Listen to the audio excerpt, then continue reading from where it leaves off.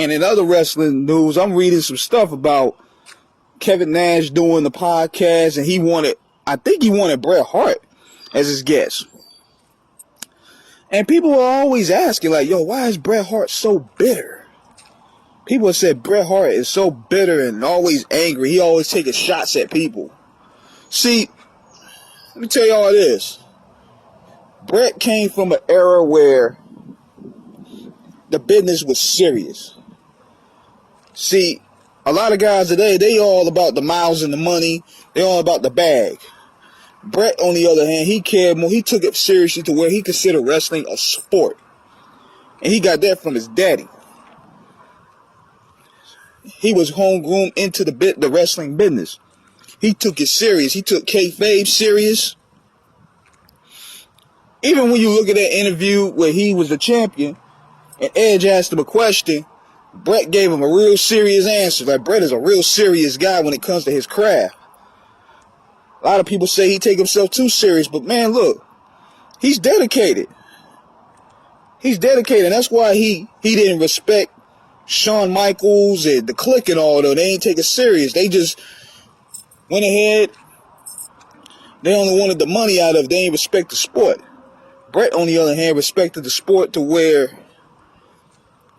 he took himself serious as champion. Because you know what Canadians, when they say stuff like title fight, Canadians take wrestling serious. That's in their genes. So, when you got guys going out there bragging about main eventing once a month, but they get more money, that kind of set Bret off. And I don't care what these guys say. Them niggas, Shawn and Bret, you could tell Bret despised him. Because it was everything in the business that he despised. And the business changes, but Shawn represented what was considered the archetype of what he despised with the wrestling business. And plus, after the screw job, they took shots at him for years. They mocked him in promos. They mocked the screw job ending many times. They buried Bret on many different platforms and interviews and stuff. And Bret didn't really have anybody to defend him. Because Pillman was dead. Bulldog was dead. Neidhart was gone. Owen was dead. Benoit was dead. A lot of people that would literally take up for Bret were gone.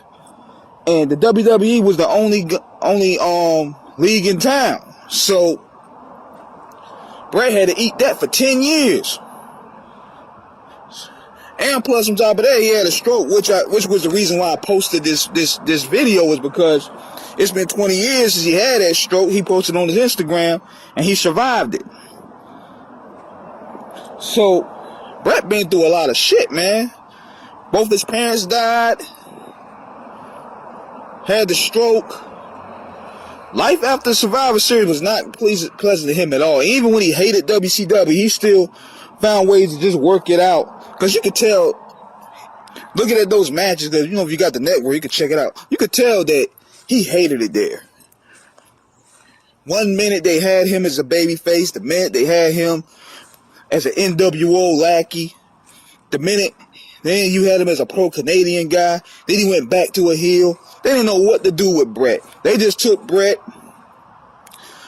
thinking it was going to kill the WWE, but they ain't have nothing to do for him.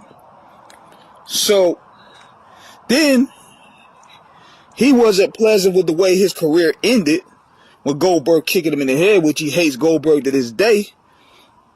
He said he would rather wrestle a gorilla. Bret hate Goldberg to this day because he felt that kick ended everything.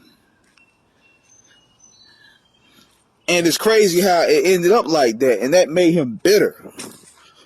That made him real bitter. And then he was starting to see the WWE do gigantic numbers after he got screwed.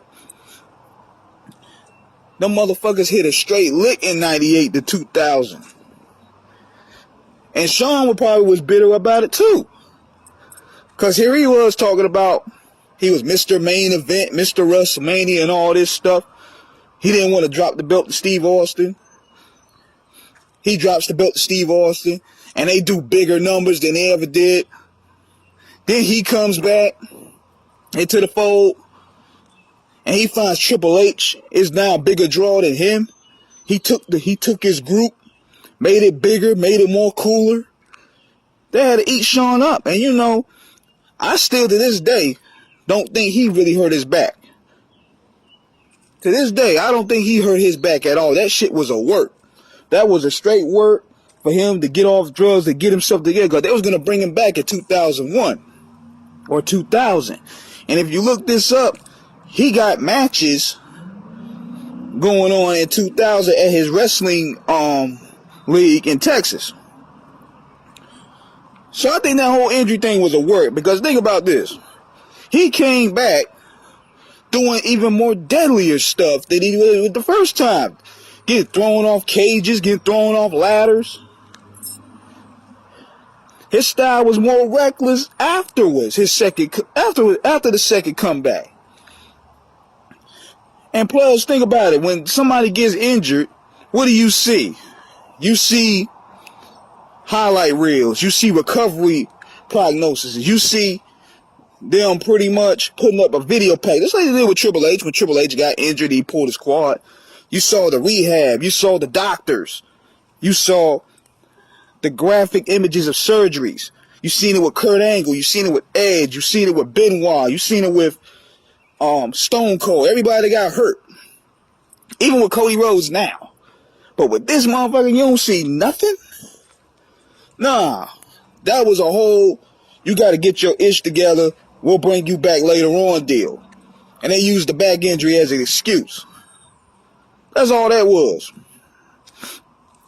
But it had to tear Shawn up, and it tore Bret up too, because the WWE went and did higher numbers after those guys left, and they had to watch from the sidelines.